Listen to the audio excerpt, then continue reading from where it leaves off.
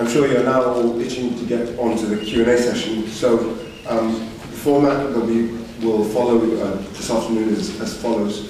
We will take 3 questions at a time and then present it to the panel, who will then decide who will answer them and for how long in short. So if I can have hands, please, for questions.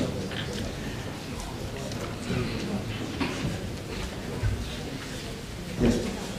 Dr. Sri, what is the Pakatan strategy in Sabah and Sarawak for the coming general election? And the second question? Yes, please. Dr. Sri, as the president of the party, who would you prefer to be your deputy? And for Sabah and Sarawak, I'm sorry, these are normal, it's okay, it's a democratic process. Sabah Sarawak, the 3 parties have gone down. We have declared the issue of adequate representation, autonomy for Sabah Sarawak, many issues, we have itemized them. 20% royalty for Sabah Sarawak, Terengganu, Kelantan, oil producing states. But more critical is the issue of autonomy. And we have done some work, at least among our friends in Sabah and Sarawak, to make sure that the leadership are truly representative. Because as you are aware, there's also the danger of these pockets of racist demands and orientation which need to be broken, which must be broken. So I'm quite optimistic looking at the development in Sabah Sarawak, particularly after our victory, the DAP candidate in Cebu, which means it is still possible for us to break into the heartland of Sarawak. Now, on the issue of deputy presidency, we must respect the democratic process. Let the members decide. But the members must decide by listening to these candidates. But the candidates must also be cautioned. They should not be using or exploiting the UMNO media to attack policies and leaders. This is important, regardless of who wants or wishes to contest. You must remember this battle been brewing for some of us from 1998. Many, long before the AP passed, and many in the civil society movement. So we must recognize that too. New, old, credible, let the members decide. That is important as far as I'm concerned. But I am committed to the party. I'm committed to the reform of the party. I will not allow the party to be abused by using the UMNO media or propaganda. It's very important to recognize that. This is temporary phenomenon. People can get excited. Because what else? What do you hear? Not the corruption, not PKR, not the billions stolen and squandered by the leaders, but by the teething problems in the country. So I think it is important that many of you too realize the importance. It is the first time in the country where every single member can vote. You know, we have close to 500,000 members. Everyone from every single village have the right to vote. We get excited.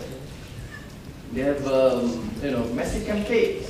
But the election commission of the party under Dr. Moni, who is not a party leader, who is not a member of the party leadership, has been extremely tough and independent.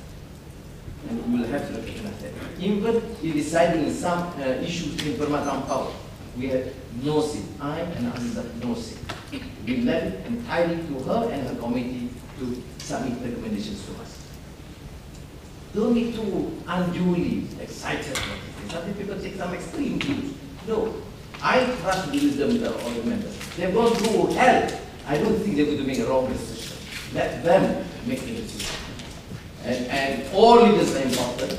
They offer themselves. Some win, some lose. It's not a matter of winning all. or winners taking all, or losing, and you lose the position. You don't lose sight of the bigger agenda for reform. Now, on issue security, you must remember in 2008 when we won, Selangor in particular was very explosive. There were no demonstrations. You didn't hear about the full of my question. No.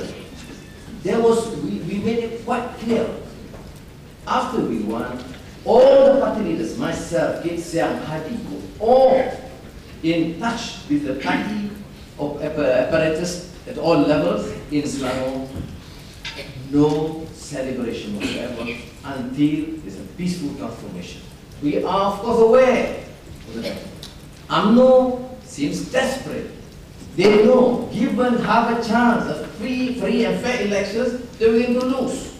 And knowing the characters of many of these leaders, they will resort to some very, very dirty tactics and machinations. So we will have to be prepared. And I don't think I'm at liberty to explain every single I'm not. On the question of elections, I feel registration of voters is not necessary because the National Registration Department has all our particulars and everything is computerized. So they only have to give the information to the Election Commission, or they themselves could send a note to every voter to say, this election day, the polling booth is here. You go and vote at this polling booth. I think there is a practice in the UK where all assessment payers, people who have property and are paying property taxes, they are informed. You have to go and vote at this place. So if we can have that arrangement, there's no need to register voters. Thank you. And third question, please. As you know, over the years, our country has been through numerous public waste of public funding, plus billions to corruption, and our debt keeps on increasing. In other words, too many damages have been done to the country by you know who. So my question is, if the Pakatan is able to be in power, will it be able to stop everything? Will there be enough time or resources left in the country to even achieve that? I have, again, mainly for Dato' Sri, what I believe hopefully will be difficult questions for you. First of all, they range from the PKR elections to your vision for Malaysia, but I'll start with this. Many of us are very disappointed that PR is actually not ready to be in the federal government yet. You're still acting like the opposition. Many of you think like the opposition.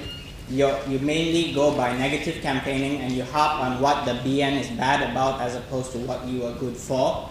So, two things.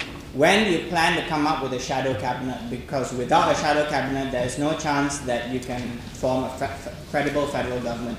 And second, can you please name three successes or achievements from any of the Pakatan states, that policies or successes that you intend to implement at the federal level if you reach Putrajaya? Thank you.